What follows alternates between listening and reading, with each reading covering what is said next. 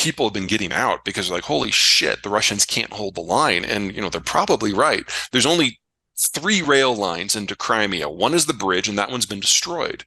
The other 2 go within missile range of the front. One goes within artillery range of the front.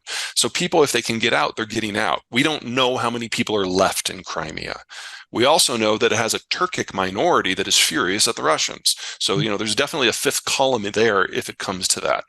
But if the Kerch goes down completely, then the Russians will have no choice to evacuate Crimea because they can't support it. They can't get stuff in, and it would be a massacre of a scale we have not yet seen in this war. Well, the Russians would be given the option to surrender, and if they didn't, they have no equipment coming in, no ammo coming in, no fuel coming in, and no reinforcements coming in. It would be a massacre. Oh my God! If Ukraine wins everything, doesn't stop the war, just means there's a pause until the Russians feel they can try again. And so if the Ukrainians are going to prevent that, they have to cross into Russia proper, and they have to neutralize a couple of cities that serve as logistical hubs for the war. That's the Rostov-on-Don. That matters. And all of a sudden now we're talking about the Russians theoretically using nukes as a defensive weapon. I don't know. And I think that anyone who gives you a time frame for how they think this is going to shake out is just making it up. Right. So many of our assumptions before the war, during the war, have been proven wrong. And the best we can do is kind of shine a light on when something matters and explain why. And that's basically what I've been doing this year. I mean, all of the dominant theories don't make sense to me. I don't see why the Russians would have done it because it was their primary leverage over Germany. Yeah. I don't see why the Americans would have done it because if you remember back on the 1st of September last year, the pipeline was blown up in like the 3rd week of September. On the 1st of September, the Russians turned it off and publicly threatened the Germans. Like, look, without this pipeline, you don't have an industrialized economy anymore. Right. So you have a choice to make. You either do it our way, you backstab NATO and Ukraine, and we'll turn the line back on and you can be modern. Or you keep doing what you're doing and the pipeline stays off and you can be Western, but with an agrarian economy. Choose. Jesus. And the Germans did. They chose to be Western, not modern. And so from the American point of view, when this threat was made, we thought we knew what the Germans were going to do. We thought they were going to side with the Russians, just like they had on every other energy and security issue of the last 25 years. So we were getting the hammer ready. And then all of a sudden, the Germans said, no more. And we're like, put that down. So there was no reason for the U.S. to do it. So who the hell do you think did it? The Ukrainians? It's a possibility, but remember that there's bigger infrastructure crossing Ukraine that's still operational. One of the insanities of this war. If I was a betting man, my theory, which I can't support, but my theory is that it was Gazprom, the Russian company that operates the pipeline.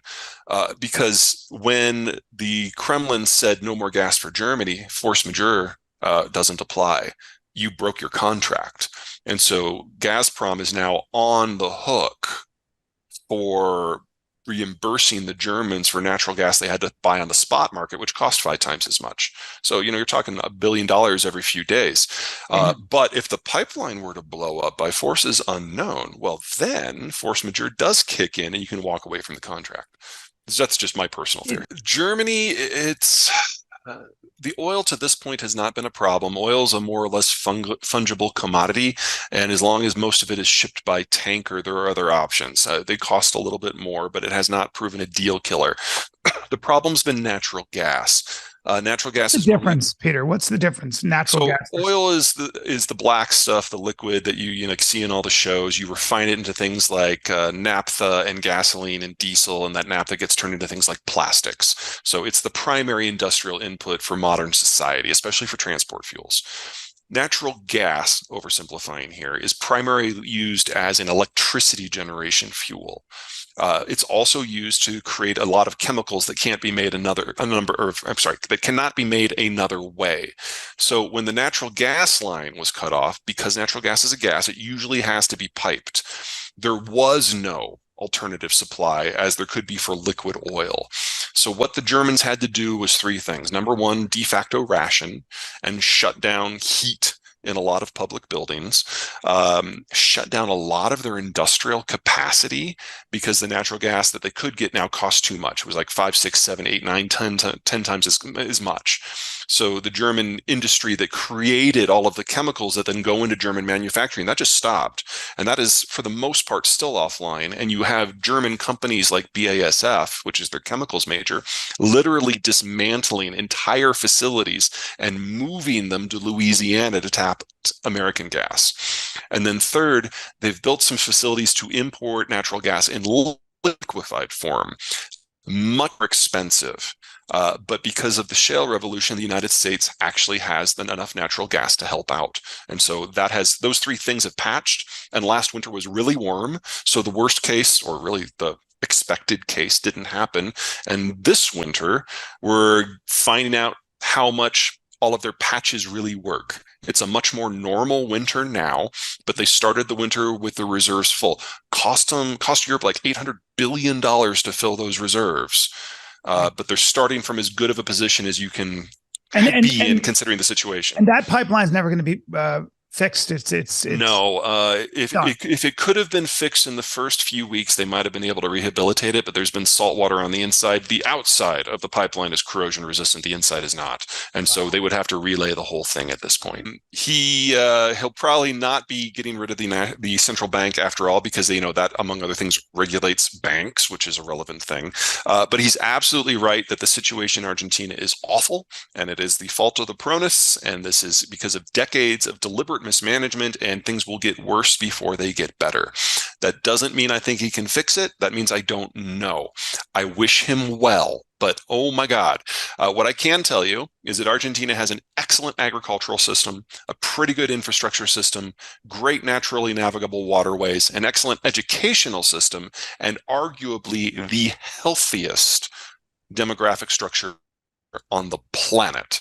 So the bones are good. You just need a government that is not dedicated to destroying them.